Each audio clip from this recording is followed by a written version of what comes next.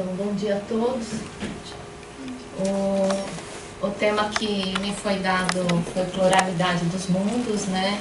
E nesse momento eu peço amparo aqui da equipe espiritual do nosso lar para poder transmitir para vocês as leituras que eu fiz nas últimas semanas e também as reflexões sobre esse assunto, né? Então, para introduzir o tema, eu queria passar para vocês um videozinho curto. Eu acho que muitos de vocês já devem ter visto esse vídeo, mas ele trabalha bem a questão da grandiosidade das dimensões desse nosso universo.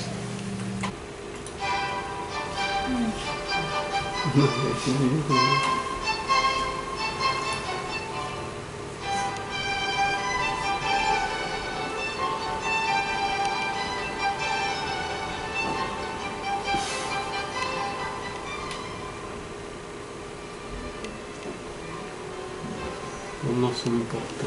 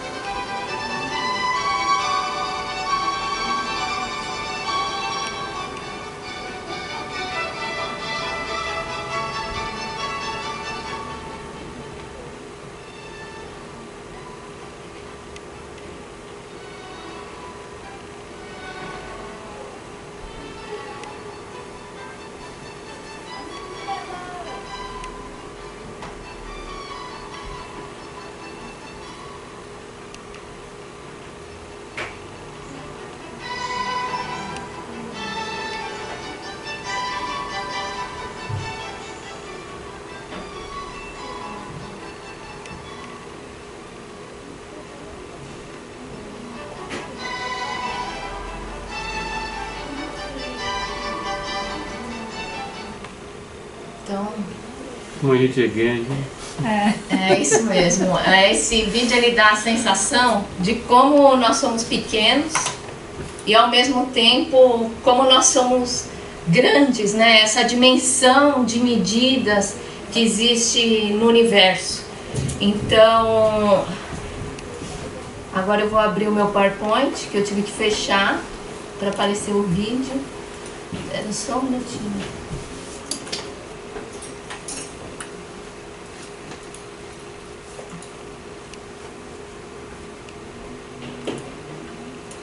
Era isso que eu queria mostrar com o vídeo para introduzir a gente no assunto, né? Existem vários mundos, em vários locais do universo, tanto no universo mais amplo quanto no universo mais pequeno.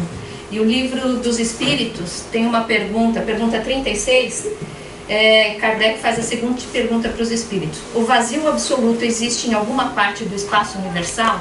E os espíritos respondem: não, nada é vazio. O que é vazio para ti está ocupado por uma matéria que escapa aos teus sentidos e aos seus instrumentos. Então, esse é um ponto muito importante desse tema de hoje, porque esse corpo, esse nosso instrumento, né, que a gente usa aqui no planeta, ele nos cega, ele cega o nosso espírito de uma série de sensações e de uma série de acontecimentos, né? Tanto é que com certeza existem aqui hoje, né, vários irmãos presentes e nós somos incapazes de vê-los ou de senti-los, a não ser que nós tenhamos aqui médiuns videntes ou sensitivos que têm essa habilidade. Então, esse é um ponto importante da palestra de hoje. Então, o objetivo é analisar de forma reflexiva as condições de vida de outros planetas, considerando informações da ciência e também informações do espiritismo. Então, eu vou começar abordando pelo lado científico, né, o tema. Então, aqui está a nossa Via Láctea, vocês viram a Milky Way, né, no filme. É a galáxia que nós estamos inseridos. Ela tem um diâmetro de 100 a 180 mil anos-luz. Um ano-luz equivale a 9,5 trilhões de quilômetros. É uma coisa que a gente não sabe nem como imaginar, né? De tão grande. O nosso sistema solar, a Milky Way, a Via Láctea, ela tem meio que um formato de uma espiral e o centro dela é um buraco negro, né, que o pessoal chama, né? O nosso sistema solar, ele está numa das extremidades dessa galáxia. E pro nosso Sol dar uma volta em torno desse buraco negro, demoraria demora, né? Demoraria não, porque isso acontece, cerca de 220 a 250 milhões de anos. Então, também é algo difícil para a gente mensurar. E tanto que se fala, né, que o tempo é relativo, né, porque o tempo da nossa vida aqui é um tempo muito curto se você comparar com essa dimensão de anos. A Via Láctea, ela tem de 100 a 400 bilhões de estrelas e possui pelo menos 100 bilhões de planetas. Então, tem planeta doidado. Assim, a cada mês descobre-se 4, 5 planetas aí no nosso universo, né? E também existem outras, isso dentro da Via Láctea. Agora, saindo da Via Láctea, existem mais de 170 bilhões de outras galáxias, que são visíveis aos nossos instrumentos, né? Então, aí é aquela grandiosidade do universo.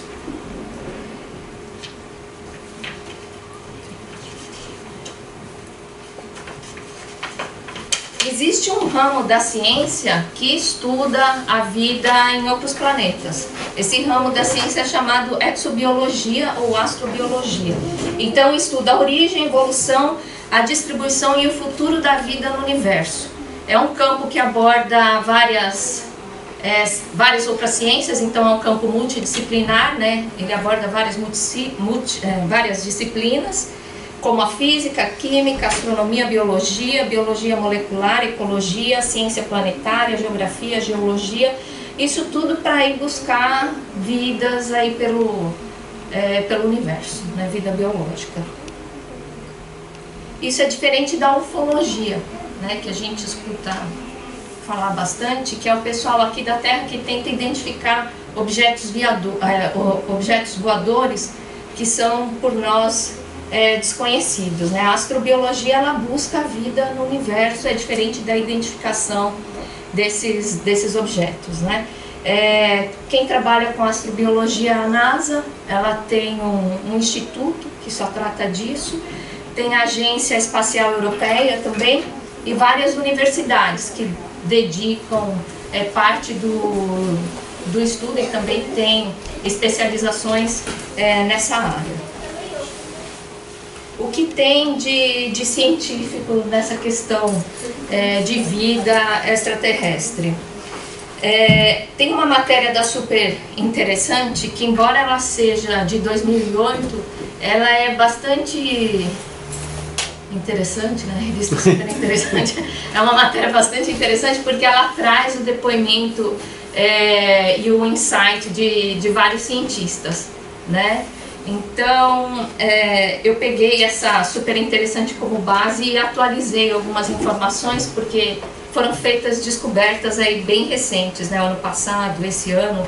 Então, o jornalista ele começa a matéria dizendo que existem muitos planetas aí pelo universo que possuem as mesmas características do planeta Terra, né?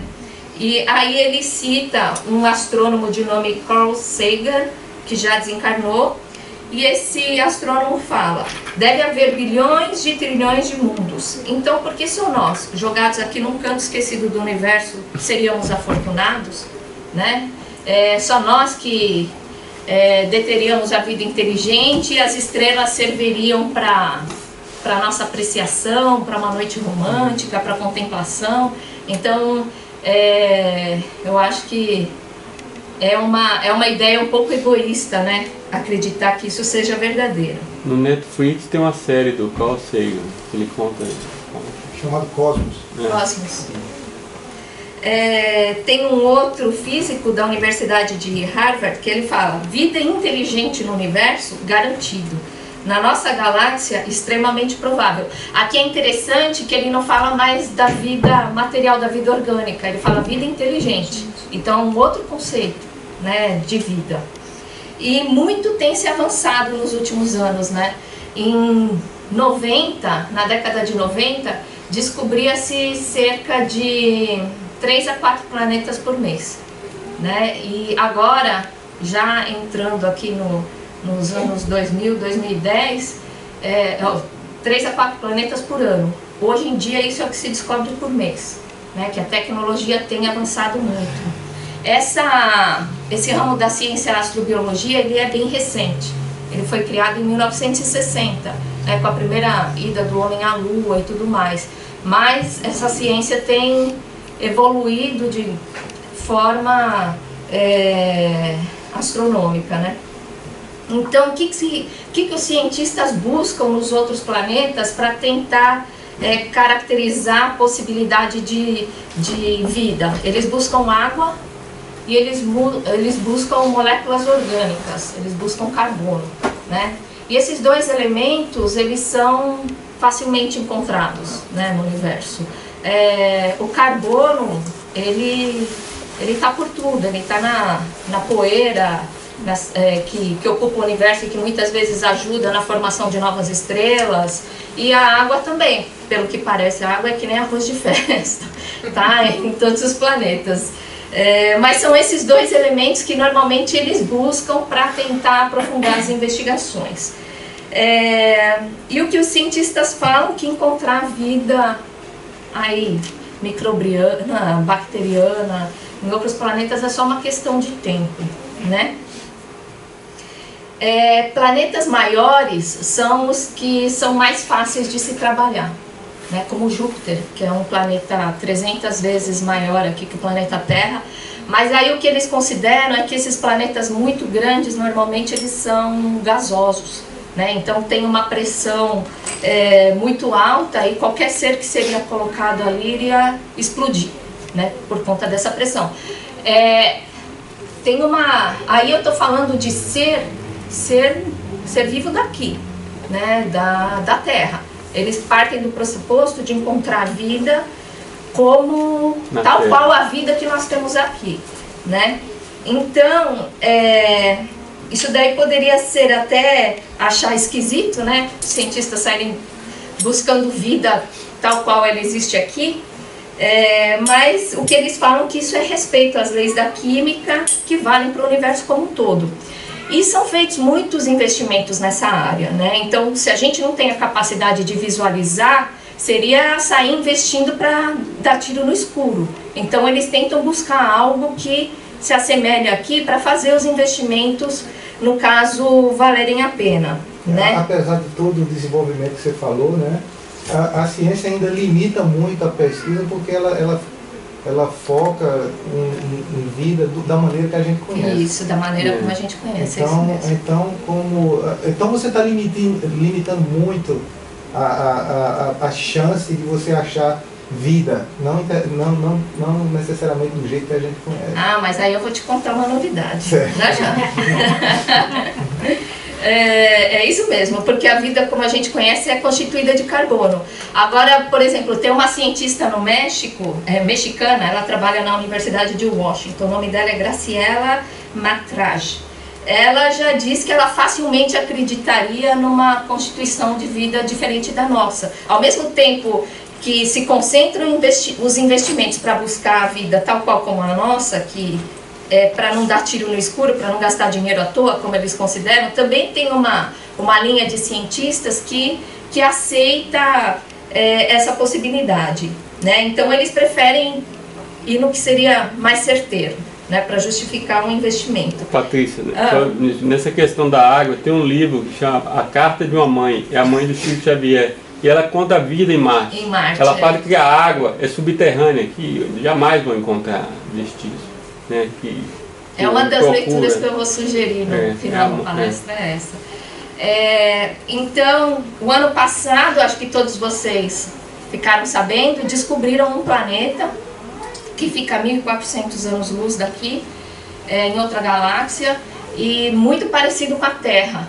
Né? Ele circula ao redor de um Sol, né, ao redor de uma estrela, e demora 385 dias para completar essa órbita. Então teria um ano, mais ou menos como o ano terráqueo aqui, né? Esse planeta eles estão chamando de Kepler 452b, porque foi o satélite Kepler que o identificou, é um satélite mais recente, e ele é 60% maior que a Terra. Ele é mais velho que a Terra, então a possibilidade de se ter vida lá é grande, né, uma vez que ele existe há mais tempo. E ele gira em torno dessa estrela Kepler 452. O Sol deles tem só 1 bilhão de anos a mais que o nosso, então é mais ou menos parecido. E é o que eu já falei, ele tem 6 bilhões de anos na área habitável. Um cientista comenta que é inspirador considerar que esse planeta já vive há 6 bilhões de anos e provavelmente ele deve ser habitado, mas eles desconhecem ainda porque ele está muito longe, a gente não tem equipamento de forma alguma para mandar para lá. Imagina a decepção vai ser quando descobrir que, né, existe vida em outros planetas. Todos orgulhosos vão ficar pior. Decepção de alguns, né? Então, há algum tempo atrás, muita pesquisa foi feita em Marte também. Uma nave pousou lá e ficou coletando amostras do solo e encontraram nutrientes como magnésio, potássio, nutrientes que a gente encontra aqui na Terra também. E foi encontrado gelo numa das extremidades de Marte, uma quantidade razoável. Se esse gelo fosse derretido, cobriria todo o planeta e deixaria uma camada de água de 11 metros. Né? Então, e o que os cientistas acham é que já teve vida lá, porque eles também observaram erosões que se parecem com antigos leitos de rio. Né? Então, eles consideram que já deve ter havido vida em Marte. Agora, o achado mais recente era uma das luas de Júpiter, isso saiu em setembro agora. A lua de nome... Júpiter tem 67 luas, né? A lua de nome Europa, ela lança essa figura aqui, ela lança jatos de água a 200 quilômetros de altura, né? Vapor de água, gelo, e os cientistas estão bastante entusiasmados com isso. Na verdade, essa descoberta já tinha sido feita em 2012, né? Mas agora esse equipamento Kepler, que é um equipamento mais moderno, ele ainda constatou emissões de raios violetas, radiações ultravioletas entre Júpiter. Parece que é uma troca de energia entre Júpiter e essa lua, esse satélite de nome Europa. E eles estão entusiasmados porque coletar amostra de água aí seria mais fácil com uma sonda, porque você não precisa pousar nesse satélite, você consegue captar amostras fazendo sobrevoos, né? Agora, o que é interessante também, existe esse projeto Fênix, que é desenvolvido por esse Instituto SETI, né, Search for Extraterrestrial Intelligence, que esse ramo, que inclusive é financiado pela NASA, eles buscam vida inteligente. Então eles trabalham de uma outra forma, eles trabalham com ondas de rádio. Eles têm radiotelescópios e eles emitem frequências de rádio para ver se eles têm retorno. E eles têm conseguido muitos investimentos, tem muito milionário investindo nesse projeto. Eles conseguiram ampliar essa rede de radiotelescópios assim, mais de 100 vezes, né? Aumentaram bastante a quantidade de equipamento e eles buscam a vida numa composição diferente da nossa, então eles estão trabalhando de outra forma. Isso é interessante porque a frequência do rádio, a velocidade dela é a mesma da velocidade da luz, então tem uma velocidade bem rápida. Mas mesmo assim, se eles fossem tentar fazer contato com a galáxia mais próxima, mesmo trabalhando na frequência da luz, demoraria, que é tanto número, gente, eu tenho que olhar, demoraria 2 milhões de anos para essa onda de rádio fazer a viagem. Então ainda a gente carece de muita tecnologia. Para chegar numa das estrelas do Cruzeiro do Sul, que está aqui na Via Láctea, mas mais distante do nosso sistema solar, demoraria 321 anos para conseguir contato. Então a gente precisa aprimorar bastante essa parte tecnológica, precisa continuar investigando e investir, né? Tem um ramo da ciência que já está acreditando nisso, né? Investir na busca de outros tipos de vida, né? No caso, esse projeto já busca vida inteligente. Também é interessante que tem um ramo da ciência que foi criado agora recentemente, porque os cientistas dão isso como certo, que existe. Então tem um ramo da ciência chamado exosociologia, né? Então esse ramo da ciência já busca estudar o comportamento dessas civilizações extraterrestres, né? E um astrofísico russo de nome Nikolai Kardashev, ele divide essas civilizações extraterrestres em 3 categorias, né? Ele criou 3 classificações. Então tem a classificação K1, que seriam civilizações como a nossa, que não conseguem ainda se expandir muito além do seu sistema solar e do seu planeta.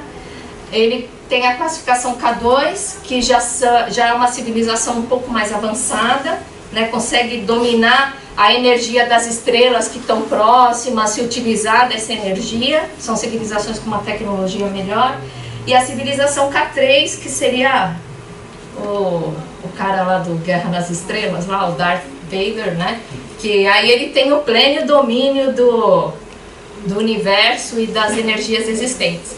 Então isso é muito interessante, que ele divide em 3, assim como o Espiritismo, né? Eu vou falar um pouquinho para vocês sobre isso. Então, o que o Espiritismo fala? Que sim, que há vida no universo, né?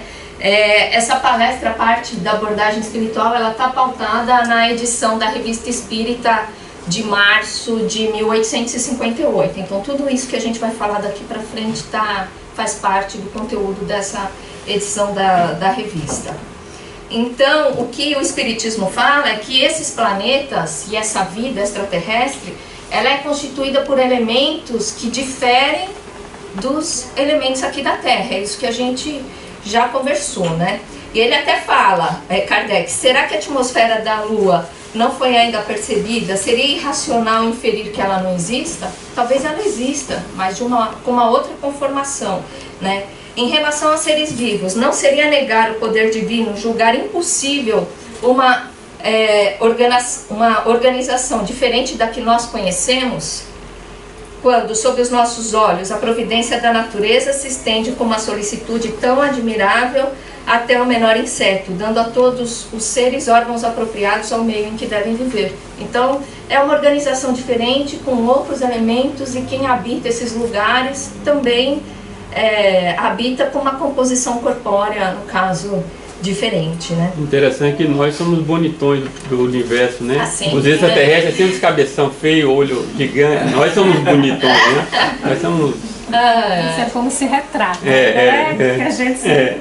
E aí também indo pro livro dos Espíritos, tem a pergunta: todos os globos que circulam no espaço são habitados? Aí responde-se, sim, e o homem terreno está bem longe de ser, como acredita, o primeiro em inteligência, bondade e perfeição. Os espíritos dão umas cutucadas, né? A constituição física dos diferentes globos é a mesma? Não, eles absolutamente não se assemelham, é o que dizem os espíritos. A constituição física dos mundos não sendo a mesma para todos, os seres que os habitam terão organização diferente, sem dúvida, assim como os peixes são feitos para viver na água e os pássaros no ar. Os mundos mais distanciados do Sol são privados de luz e calor, de vez que o Sol lhes aparece apenas como uma estrela. Então, como que pode ter vida lá se o Sol está tão longe, né? Aí os espíritos respondem: acreditais que não há outras fontes de luz e calor além do Sol? Não tendes em conta a eletricidade, que em certos mundos desempenha um papel desconhecido para vós e bem mais importante que o que lhe cabe na Terra? Aliás, não dissemos que todos os seres vivam da mesma maneira que nós, com órgãos semelhantes aos nossos. Então, além de existir, né, que o livro dos Espíritos traz os vários mundos e que eles são habitados com elementos diferentes, composição diferentes, o Evangelho, naquele capítulo que fala há muitas moradas do Pai, ele ainda diz que existem os mundos do próprio Espírito, né? Aí aquela imagem da câmera entrando na menina, chegando no núcleo do ato, os mundos que os nossos pensamentos criam.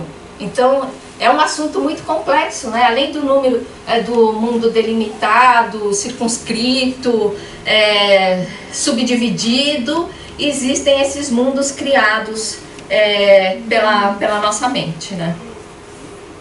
Então o Espiritismo traz essa classificação dos mundos, né? A gente tem os mundos primitivos, os mundos de provas e expiações, mundos regeneradores, mundos felizes, mundos celésticos e mundos crísticos, né?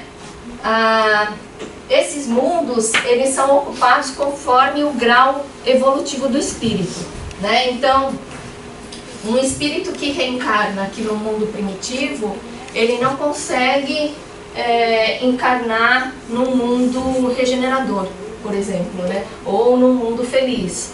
Agora, esses espíritos que estão assim, aqui em cima, eles conseguem descer em missões para nos ajudar a evoluir, né? A Terra está aqui no mundo de provas e expiações, então a gente não está tão mal assim, né? Está no meio aí, um longo caminho a percorrer, mas a gente está no meio, primitivo. Essa figura, quase passando para a regeneração, né? Porque a doutrina fala que agora, no meio desse século, a gente vai passar por uma transição planetária. Nós estamos passando, mas vai se concretizar em 2060, 2057, essas datas variam, né, conforme a informação, mas que cada vez mais espíritos melhores vão estar encarnando aqui para ajudar a gente nesse processo evolutivo. Então, Patrícia, o que você diz dessa aproximação de Júpiter com a Terra e vai permanecer 6 meses próximo à Terra? Saturno. Saturno? Que vai estar envolvendo o planeta com o anel dele. O que você acha dessas duas coligações? Eu não li a respeito, mas eu posso dar minha opinião, até como profissional. Eles estão falando que vão pedir a Terra em casamento, né? Porque tem um anel, né? Um anel de Saturno. Eu acho que essa questão energética, esse input de energia que a Terra anda recebendo, né? Eu sempre trabalhei na área de meio ambiente, a minha formação é nessa área, né? Com proteção do meio ambiente. E dentro das coisas que eu tenho lido, uma vez eu li um artigo da Universidade da Flórida, que foi desenvolvida por professores de lá, e eles falam que a Terra passou por um período de aquecimento 1000 anos antes da vinda do Cristo. Então ela passou por um processo de aquecimento, teve um derretimento das partes mais geladas, tinha plantação, começou a ter plantação na Groenlândia, né? Cristo veio, isso tudo científico, eu que fiz essa relação, porque vinha lá, antes de Cristo, eu digo, caramba, 1000 anos antes de Cristo, ele não falava nada de religião, o artigo, né? A interpretação foi minha. E depois da vinda do Cristo, esfriou de novo, porque muito se discute hoje de mudança climática, né? Então, no caso, esses cientistas, eles estavam discutindo, no caso, que também está vindo um input de energia de fora para cá, que a gente está passando por um período de mudança climática causada pelo homem, né, por conta da emissão de dióxido de carbono, mas também o que eles estão discutindo é que está vindo mais energia do universo para cá. Então, é algo que a gente não tem, porque as nossas emissões a gente até consegue trabalhar, diminuir, né, para evitar catástrofes e tudo mais. Agora, essa coisa que vem do universo para cá, a gente tem que aceitar. Né? Então, se Saturno está aproximando, eu não li a respeito, mas eu acho que tem muito a ver. Vai ficar mais ou menos 2 anos. Com esse processo de transição que a gente está passando, né? Então, aquilo que eu falei também tem os mundos, a classificação dos mundos, e o livro dos espíritos traz a escala espírita, né? Então, o livro dos espíritos nos divide em 3 classificações, assim como o cientista russo, né? E ele tem a terceira ordem, que são os espíritos imperfeitos, que é onde nós estamos aqui na Terra. Então, lembra que o cientista russo também coloca a Terra como uma base, né? Como um mundo primitivo.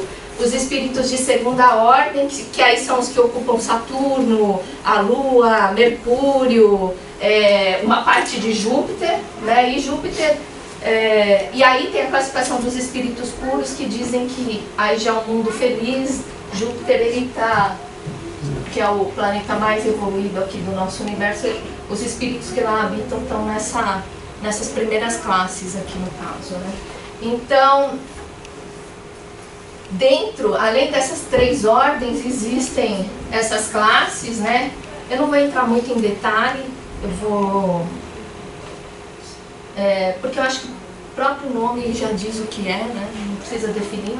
Tem espíritos da 10ª classe, que são espíritos impuros. 9ª classe, espíritos levianos. 8ª classe, espíritos pseudo-sábios. 7ª classe, os neutros, que não são nem bom nem mal, estão ali, né, mais ou menos. Espíritos perturbadores. Aí, o perturbador, ele oscila nessas outras demais classes. Você pode ter um espírito leviano que é perturbador, que está ali para bagunçar o ambiente, né? Então, não é uma classe bem definida, Kardec fala, né? Aí tem os espíritos da 5ª classe, que são benevolentes. Essas classes são divididas de acordo com a evolução do espírito? Isso, de acordo com a evolução do espírito. E em função disso, é que esses outros mundos são habitados.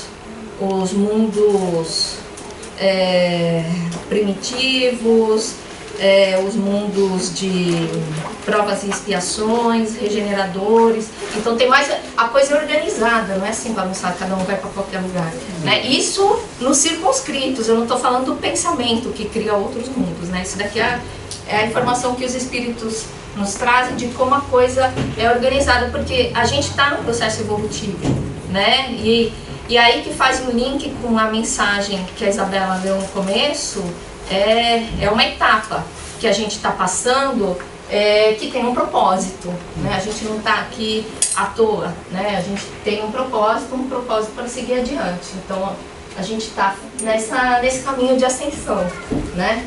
Aí a 5ª classe são os benevolentes, a 4ª classe os espíritos prudentes e sábios. Aqui tem uma divisão interessante. Os benevolentes são aqueles que desenvolveram mais a bondade e não desenvolveram tanto o lado científico. Eles são mais bons do que smart, assim, digamos. E os espíritos prudentes e sábios, eles já desenvolveram mais essa parte científica no cérebro, mas eles têm ainda que trabalhar a bondade, né? Aí os espíritos de sabedoria, eles juntam as duas coisas. Eles já passaram pelas várias etapas e eles conseguem juntar a ciência com a bondade, né? E aí os espíritos de 2ª classe, que já são superiores, e os espíritos puros, né? Então... Viu, Patrícia, né? Não sei se essa revista de 1858, mas fala que, se comparar nós da Terra com os de Júpiter, nós seríamos como os macacos para a gente aqui. Então, você vê que a gente é tão, né? Tão... A revista, ela descreve bastante Júpiter, mas eu achei mais interessante, e aí, buscar a entrevista de Kardec com esse espírito de Júpiter, porque o texto que está na revista é um resumo da entrevista que Kardec fez a um espírito de Júpiter que vem para cada comunicação. Então eu coloquei aqui na apresentação o texto ipsis literis da entrevista, porque a descrição que ele faz, eu acho que é bem mais interessante, marca mais a gente do que simplesmente passar um resumo de como as coisas acontecem por lá. Patrícia, só ressaltando que, como você disse, muitos espíritos estão reencarnando na Terra devido à transição. Lembrando que essa escala aí estão todos misturados aqui no planeta. Porque vem espíritos puros para ajudar no progresso moral, através dos seus exemplos, através do seu trabalho. Então, essas classes não estão encarnadas só em determinado planeta, elas estão juntas, um planeta só, uma para se evoluir. Então, aqui na Terra acontece isso, né? Por ser um mundo de provas e expiações, você tem um mix aqui desses espíritos. Você está certo em fazer essa observação. Mas, por exemplo, num planeta mais evoluído, como Saturno e Júpiter, já não existe essa classificação. Já não tem nós lá, né? Não tem ainda, né? Então, essa classificação já não consegue encarnar lá em cima. Não pode ter você, não bota nesse meio. Eu olhei as classificações ali, eu falei, eu tenho que dar classe de... Fala com você, Vania. Eu tô em todos, em puro, Ô, Ida, você tá falando com você, né? Não fala comigo, não. Eu tô falando comigo, exatamente. Eu olhei lá e falei, uau. Veja, você coloca assim. Mas é verdade. Eu acho que você tá aqui, ó, Ida. Eu acho que você tá Nós estamos caminhando. Você tá Vai pra Saturno. Então, aqui eu já acabei comentando, né? Marte é o mundo primitivo, segundo tá na revista Espírita, mas o Kardec ele trata disso também com muito cuidado, ele trata no condicional. Isso eu acho interessante, né? Poderia seria o mundo primitivo. Porque naquele livro da mãe do Chico, pelo que parece, a Marte é mais evoluída que a Terra. Tem um livro de Emmanuel também, que descreve bastante Marte. Eu vou dar o nome depois. Aí Mercúrio e Saturno, a Lua, né, que eu já falei, e no caso Júpiter, que é o mais evoluído. O que é que ele diz de Mercúrio? Que é avançado como? Já é regenerador. Tá. Mercúrio e Saturno já são um dos regeneradores. E o Júpiter já é um mundo feliz, né? Então, são os espíritos mais evoluídos que estão lá. Então, para a gente saciar a nossa curiosidade sobre Júpiter, eu trouxe aqui as perguntas que Kardec faz ao espírito. Eu pulei algumas, né? Porque Kardec às vezes tenta checar os fatos e o espírito dá uma sapatada, né? Então essas que ele tenta checar a informação, eu excluí. Aí a gente poderia fazer cada um ler um slide e a gente vai passando, tudo bem? Vai lá, Manuel. A pergunta número 2, não é isso? Isso, porque esse espírito que veio da comunicação, ele morou aqui na Terra nos anos de 1600. Tá? Ok. Então a pergunta número 2, em que condições estavas aqui? E a resposta é, sob o aspecto de uma mulher amorosa e dedicada. Era uma simples missão. E essa missão durou muito, 30 anos. Pode-se comparar a temperatura de Júpiter de uma de nossas latitudes? A resposta é não. Ela é suave e temperada, é sempre igual, enquanto a vossa varia. Lembrai-vos dos campos elíseos, cuja descrição já vos fizeram. Então a temperatura lá é sempre Faz igual, eles pista devem ter uma evoluída, outra né? forma de energia. Tá vendo, André? Segundo os nossos cálculos, o Sol deve aparecer aos habitantes de Júpiter num ângulo muito pequeno e, consequentemente, dar muito pouca luz. Pode dizer-nos se a intensidade da luz é ali igual à da Terra ou ser menos forte? Júpiter é cercado de uma espécie de luz espiritual em relação com a essência de seus habitantes. A luz grosseira de vosso sol não foi feita para eles. Há uma atmosfera? Sim. Aquela questão que você falou de matérias diferentes. Uma atmosfera? Sim. A atmosfera de Júpiter é formada dos mesmos elementos que a atmosfera terrestre? Não. Os homens não são os mesmos. Suas necessidades mudaram. Você lê, Lívia? Você consegue ler? Lá existem água e mares? Resposta sim. Água formada dos mesmos elementos que a nossa? Resposta: a mais etérea? Etérea. 16. Há vulcões? Resposta: não. Nosso globo não é atormentado com o vosso. É atormentado com o vosso. Lá a natureza não teve seus grandes crises. É a morada dos bem-aventurados. Nele a matéria quase não existe. O Moza é um dos habitantes, né? De lá. As plantas têm analogia com as nossas? Sim, mas são mais belas. A conformação do corpo dos seus habitantes tem relação com a nossa? Sim, ela é a mesma. Pode dar-nos uma ideia de sua estatura comparada com a dos habitantes da Terra? Grandes e bem proporcionados, maiores que os vossos maiores homens. O corpo do homem é como uma impressão de seu espírito, belo onde ele é bom. O invólucro é digno dele, não é mais uma prisão. Então, mas você viu que a forma do corpo é parecida mesma, com a nossa? Então não tem aquele negócio do olho grande. É verde, né?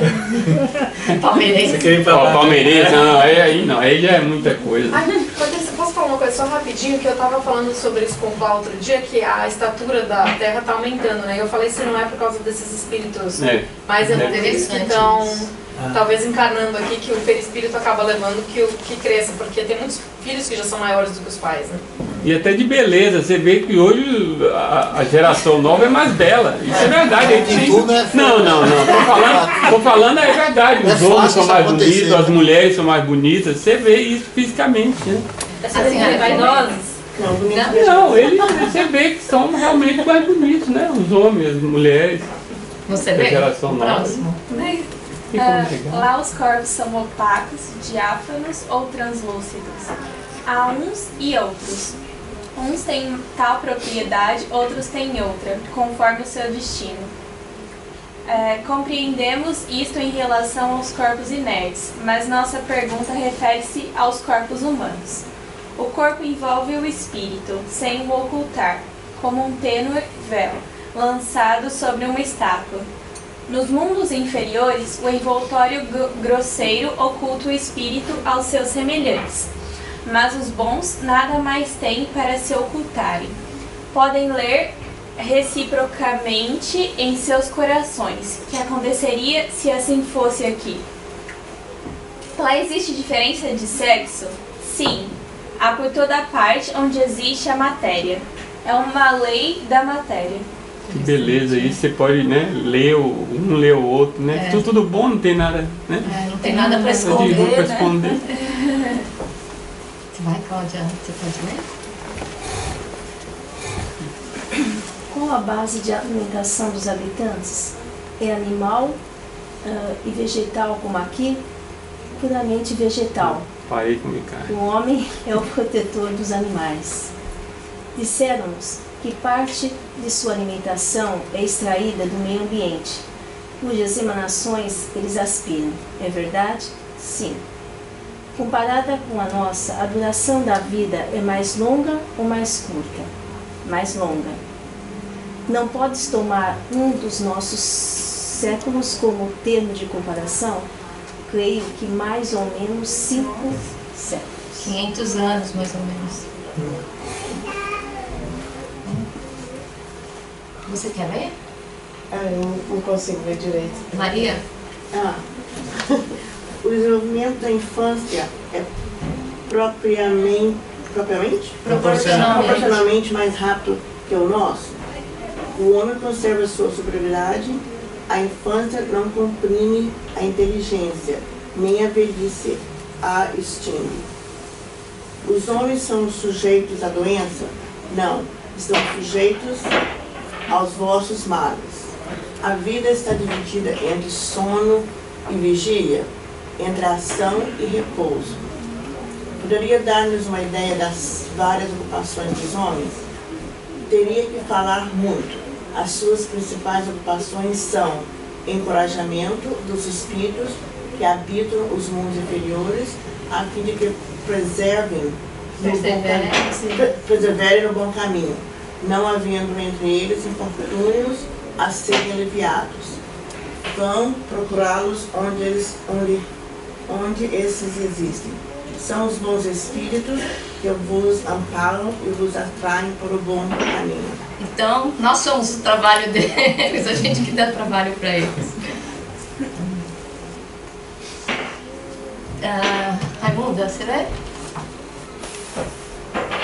Lá são cultivadas algumas hastes, lá elas são inúteis. As vossas hastes são brinquedos que distraem as vossas dores. A densidade específica do corpo humano permite ao homem transportar-se de um a outro ponto sem ficar como aqui preso ao solo? Sim.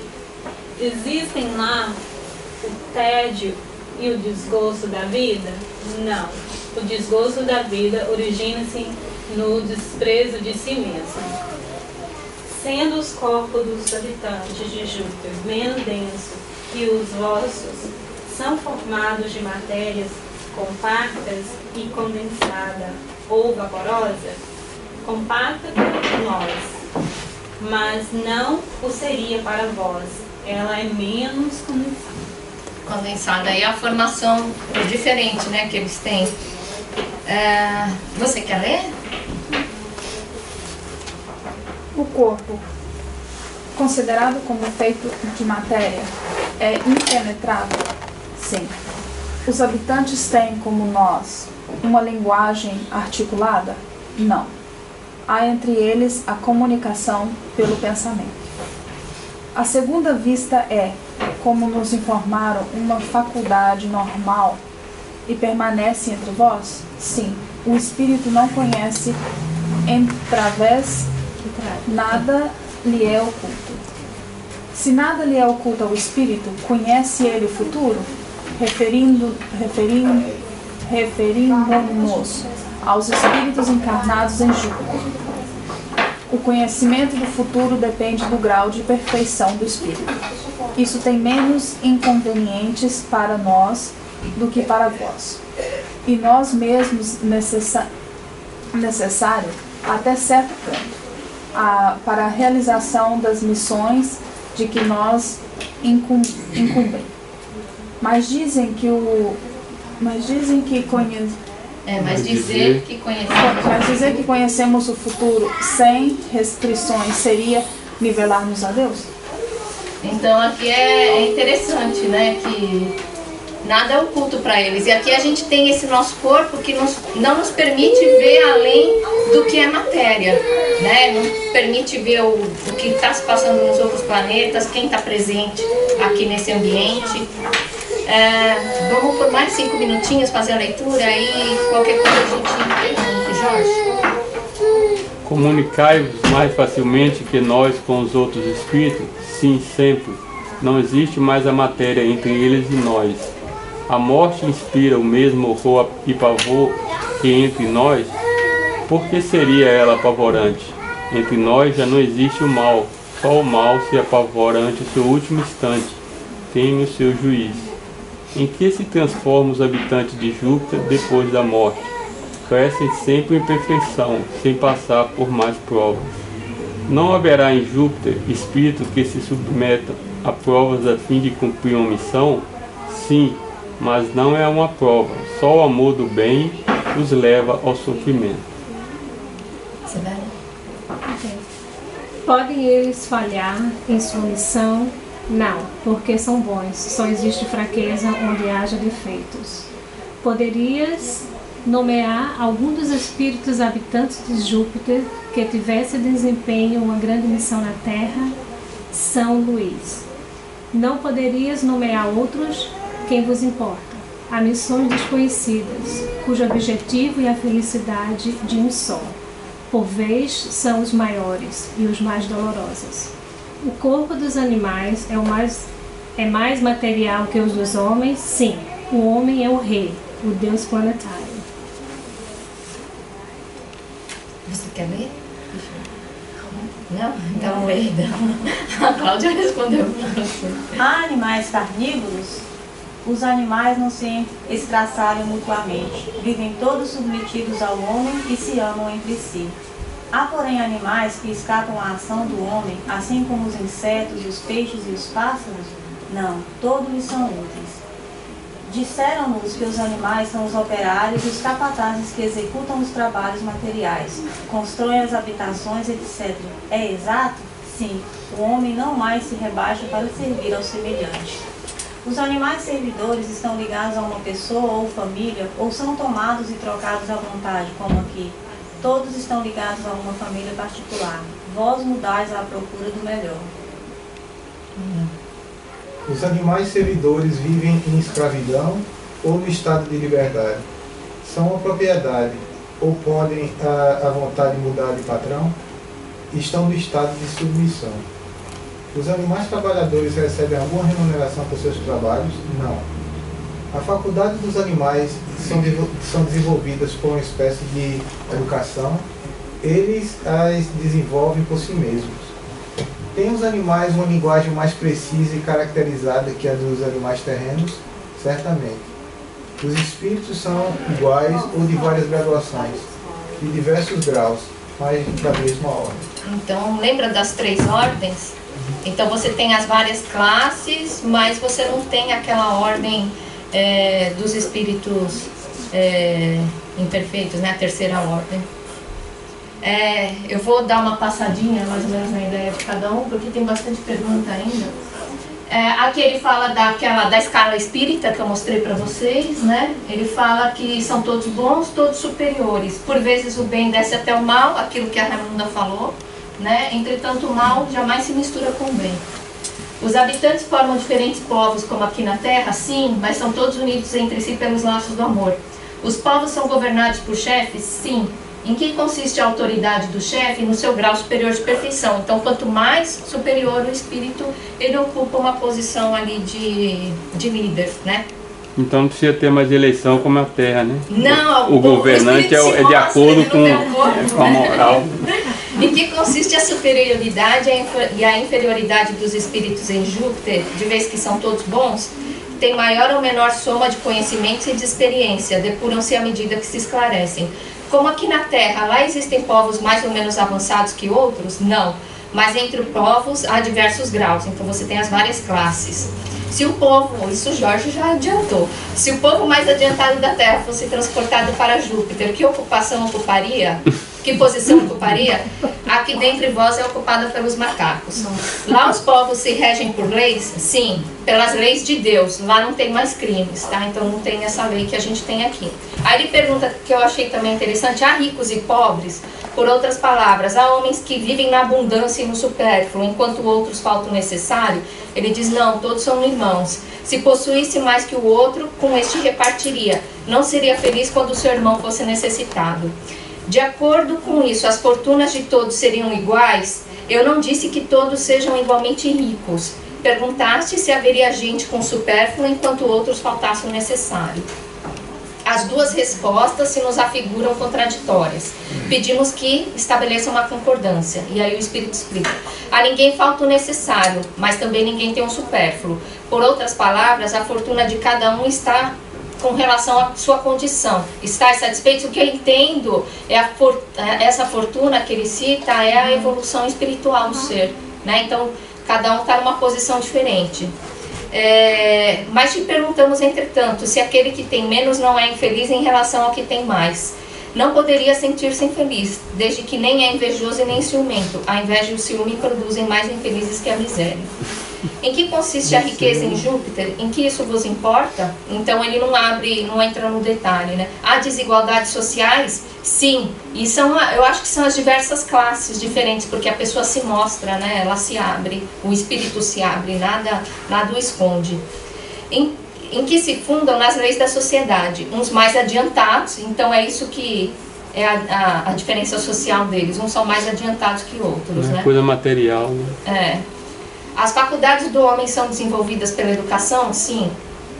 Pode o homem adquirir bastante perfeição na terra para merecer passar imediatamente para Júpiter? Sim, mas na terra é o homem submetido a imperfeições a fim de estar em relação com seus semelhantes. Quando um espírito deixa a terra, ele deve reencarnar-se em Júpiter. Ele fica errante por algum tempo? Ele fica num estado tipo de dormência? É isso que ele pergunta. Aí ele fala assim, fica errante por algum tempo, até que se tenha livrado das imperfeições terrenas. Então ele tem que passar por um tempo de adaptação. Há várias religiões? Não. Todos professam o bem e todos adoram a um só Deus. Há templos e um culto, por templo há o coração do homem, e por culto o bem que ele faz. Então aqui, esse espírito que veio da comunicação, ele também passou uns desenhos, né, da arquitetura de lá. Então uma arquitetura bem diferenciada. Ali é a casa de Mozart. Jorge, você citou Mozart. Então aqui, quem quiser ler mais sobre o assunto, já foi apresentado aqui, mas o livro Caminho da Luz, ele traz o pessoal da constelação de Cocheiro que veio aqui para a Terra nos auxiliar na evolução. Então é o pessoal de classes mais elevadas vindo para nos ajudar. Esse o Jorge já citou, né? Maria Juduran de Deus, a mãe de Chico. Ela também revela as belezas de Saturno e dá informação sobre Marte. No livro Novas Mensagens, Humberto de Campos apresenta esclarecimentos sobre o planeta Marte. E no livro Religião dos Espíritos, Emmanuel analisa a pluralidade desses mundos habitados, né? Então, esse principal objetivo da fala de hoje é que existe muita coisa nesse universo que é desconhecido por nós. Tudo é ocupado, né? Embora a gente ache que não. No espaço intergaláctico, né, no espaço que divide duas galáxias, normalmente o pessoal fala que ele é formado por um vácuo, porque a densidade é muito baixa e tudo mais. É como se tivesse um núcleo de átomo. Lembra o filme no início que mostra o núcleo de átomo ali, a menor partícula? A densidade desse espaço intergaláctico é um núcleo de átomo numa caixa de água de 1000 litros. Então, mas isso é para nós, né? A gente acha que não está ocupado, mas pelas leis de Deus não existe local que não está ocupado. Então tudo existe por um propósito, por um porém, e a gente está aqui dentro daquela escala espiritual buscando a nossa evolução constante. Tudo é organizado e regido pelas leis de Deus, tudo tem uma explicação. Então acho que é o principal objetivo dessa palestra, né? Então queria acabar com essa frase do Evangelho de João, capítulo 14, versículo de 1 a 13. Não se turbe o vosso coração, crede em Deus, crede também em mim. Há muitas moradas na casa de meu Pai. Se assim não fosse, eu vou teria dito, pois vou preparar-vos um lugar. E depois que eu me for, eu vos aparelhar o lugar. Eu vos aparelhar o lugar. Desculpa, perdi o V. Virei outra vez e tornar-vos-ei para mim. Tomar-vos-ei para mim. Para que lá onde estiver, estejais vós também. Então é um conforto aí para os nossos corações, né? A gente tem um caminho para percorrer e lugares melhores para experimentar. Isso são as palavras de Jesus, né? São as palavras de Jesus.